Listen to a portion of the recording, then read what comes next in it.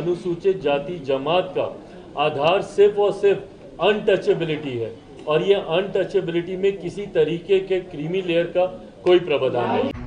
SC/ST reservation में supreme court का जब से फैसला आया है उसके बाद से एक डिबेट शुरू हो गई है। वो डिबेट है SC/ST रिजर्वेशन में क्रीमी लेयर को लेके। तो ये डिबेट क्यों हो रही है, इसका विरोध क्यों हो रहा है और ये क्रीमी लेयर है क्या, इन सब पर बात करेंगे इस वीडियो में। हेलो, मैं स्वर्ण और आप देख रहे हैं स्विच।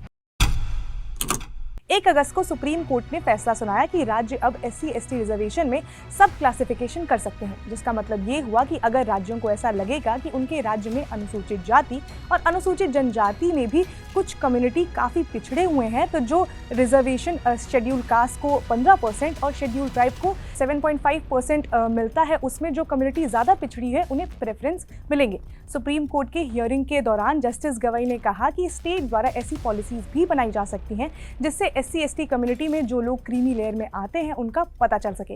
हालांकि कोर्ट के जजमेंट में स्टेट को ऐसा कोई इंस्ट्रक्शन नहीं दिया गया है। जस्टिस गवई द्वारा ये एक सुझाव था, ये उनका ओपिनियन था। तो इसमें पहले हम ये समझते हैं कि ये क्रीमी लेयर क्या होता है और रिजर्वेशन में इसकी एंट्री कैसे हुई।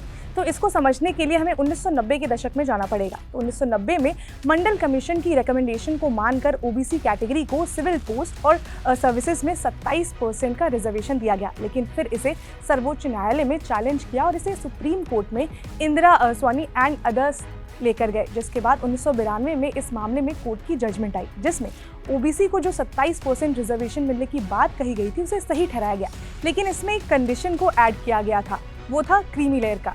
इसमें कहा गया कि OBC में जो लोग या समुदाय एजुकेशनली, इकोनॉमिकली या सोशली समाज में पिछड़े हुए नहीं हैं, उन्हें ये रिजर्वेशन नहीं दिया जाएगा।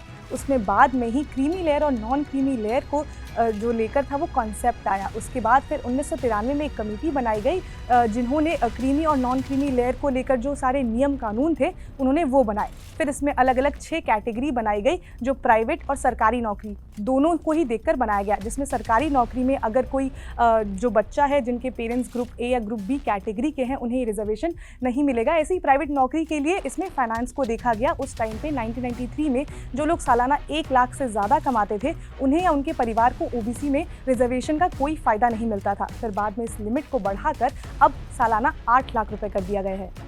जस्टिस गवई ने अपने सुझाव में ये भी कहा कि SC/ST रिजर्वेशन में जो क्रीमी लेयर का मतलब होगा वो OBC रिजर्वेशन से अलग हो सकता है। मतलब SC/ST रिजर्वेशन में जो सब क्लासिफिकेशन की बात कही गई है, उन्हें प्रेफरेंस देने की जो बात कही गई है, ये कैसे तय होगा किस समुदाय को प्रेफरेंस देना है या नहीं, ये अधिकार जो है वो सेंटर के पास नहीं है, स्टेट के पास है। तो इसके बाद अब एक और डिबेट ये शुरू हो गई है कि जो स्टेट है वो इसको कैसे डिसाइड करेंगे। क्या इसमें भी जो क्रीमी लेयर है और नॉन क्रीमी लेयर है उसका कॉन्सेप्ट आएगा? तो इस पूरी जजमेंट ने एक और बहस को जन्म दिया है। लेकिन OBC रिजर्वेशन में जो मॉडिफिकेशन हुई, कमेटी बनी, फिर नए नियम बने, तो अब ऐसा सवाल भी उठ रहे हैं कि क्या इस वाले जजमेंट के बाद भी इस मामले में कमेटी बनाई जाएगी और ये जो पूरा का पूरा कंफ्यूजन है उसे क्लियर किया जाएगा।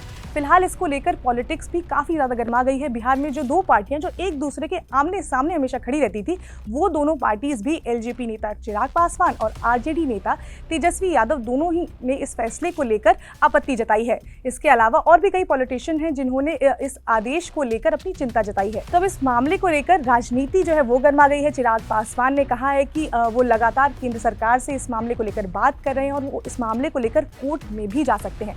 अब देखना ये होगा कि इसमें आगे क्या होता है। जो भी होगा हम आपको अपडेट देते रहेंगे। आप जुड़े रहिए स्विच के साथ। इसके साथ ही अगर आपको ये वीडियो इन्फॉर्मेटिव लगी हो तो आप स्विच को लाइक करें, शेयर करें, सब्सक्राइब करें स्विच को।